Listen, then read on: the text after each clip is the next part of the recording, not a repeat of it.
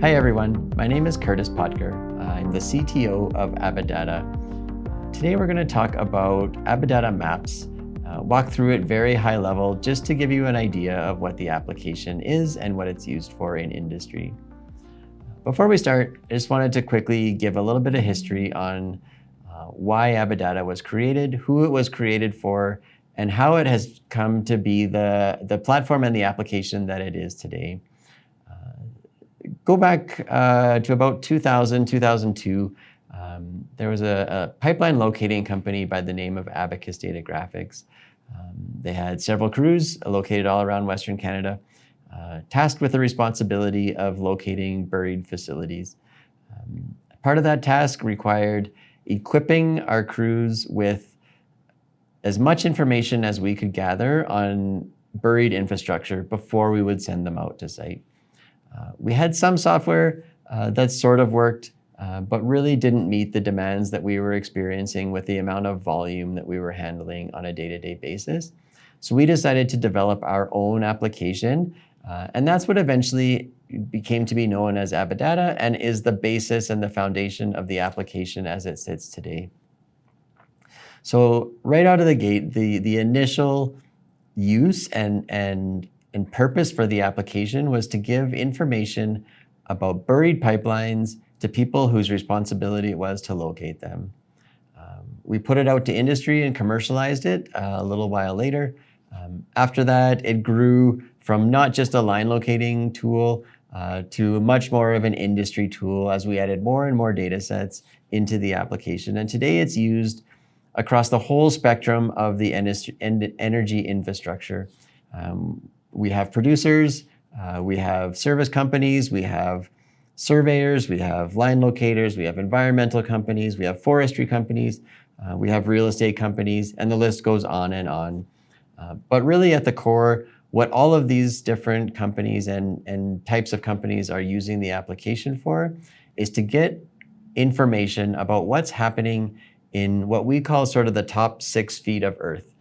So we're talking about pipelines, we're talking about rivers, water courses, cities, roads, anything that you can see or lives just below the surface is really the strength of AbaData. So I'll take us in, log us in, and get us going very high level on what the application is about. So AbaData is a web-based application. That means you can access it anywhere you have a web browser and an internet connection.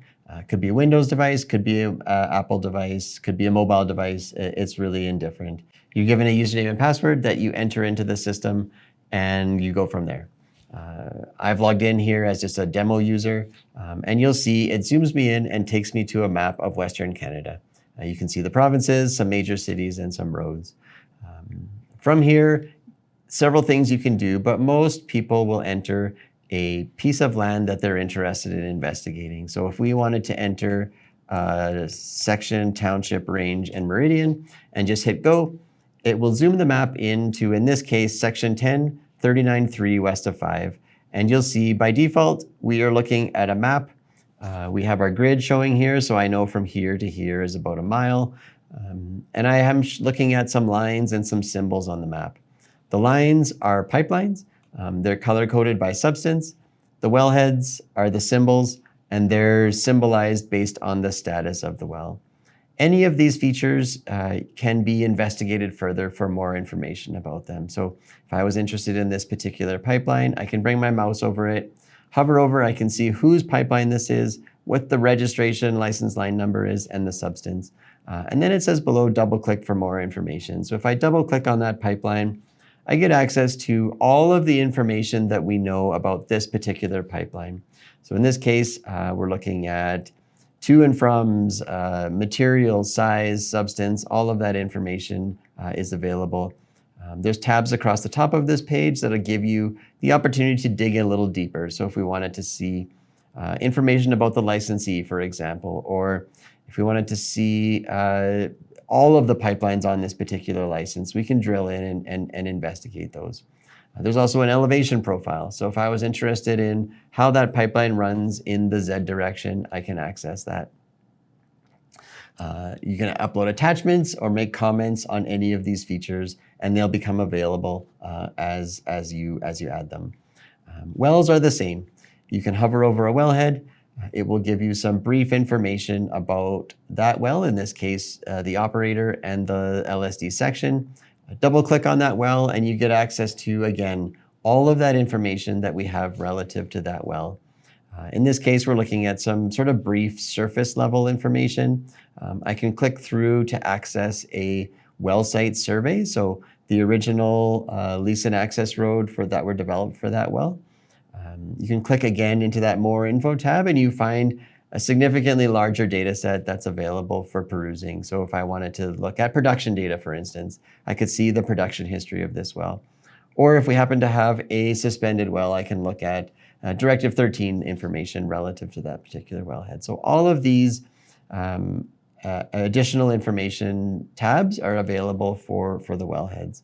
Same is available. I can do attachments and add comments. Those attachments and comments can live purely with my account, or I can share them with others within my organization. That choice is up to me as a user when I go to use it. That's what we're looking at default when we log in. From there, you can start to layer on as many data sets as you find appropriate to the work that you're performing. To layer on data sets, you just click on the map display button. It will drop down and you have access to well over 100 different layers of data that we have available inside of AbaData. If you know where you're going, you can click through. So if I was, for instance, interested in surveys, I could click to turn them on, and now I have access to all the registered plans of surveys in Western Canada. Or if you're not so sure what you're looking for, you can start to type in the search box, and you'll find features that match my search criteria. So in this case, I've decided to look for water, and I'm able to now access layers that are related to water. So if I wanted to turn on water wells, for instance, I could access that. Or lakes and rivers is another great data set. You can turn that on as well.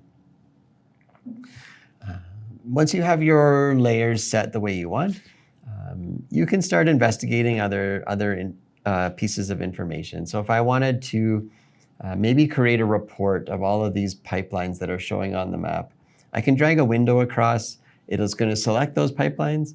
I can come into my reports section. In this case, we're going to go select. I can grab a pipeline report. I can run that report, and I will be given access to all of the data points relative to that pipeline, or the pipelines that are on my map. And I can download that to Excel and use that however I see fit.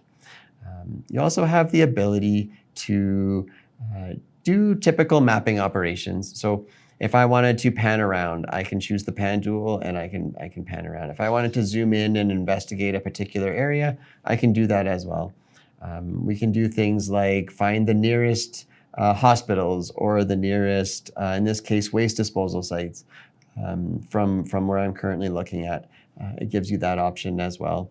I'm not going to go through every tool. It's obviously, this is meant to be very high level, but you can see most of these tools are quite self-explanatory as you make your way down. There's drawing tools. So if I wanted to redline this map, I could do that. I can add features such as circles, polygons, lines, text to the map as well if I wanted. Once I have a map built that I'm happy with, I can create a PDF of this just by clicking on the options and hitting the export map image. That will bring up my export. I can give it a name. In this case, we'll just say demo, and I'll hit export map. And it's going to go ahead and create a PDF of that map that I can then use inside my organization or email to somebody or use however I really see fit. Is up to me. There's also options for imagery.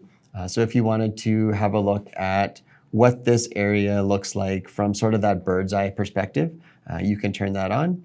There's several other imagery layer types that are available as well. And they can all be accessed just by clicking on the down arrow next to the imagery. In this case, we have satellite. If I wanted to investigate a specific year, I could, in this case, click 2015. And now I have an image of 2015. And I can start looking for what has potentially changed from 2015 to today. To help me with that tool, we have introduced a split view, which will allow you to slide back and forth between 2015 and today, where you can start to really identify what features have changed in that area specifically. Filtering is also an option. So if I was looking for a particular company's assets, I can come in here, type of the company I'm looking for, add them to my selected, and now I see I have a map of only the BTG assets, because that's who I chose in my select box. If I want to add on everybody back in, I can click to show, turn that checkbox off, and now it's going to come back and give me a different style map. So my BTG lines are going to be colored, and my non-BTG lines will all be in black and white. So a few different ways you can manipulate how the data is being displayed back to you from inside of AbaData. From a high level, I think that really covers AbaData Maps. There are many more features available. We don't have time to cover them all, but I think it gives you a flavor of what AbaData Maps is all about and how to use and interact with it inside the application. Thank you very much. Have a good day.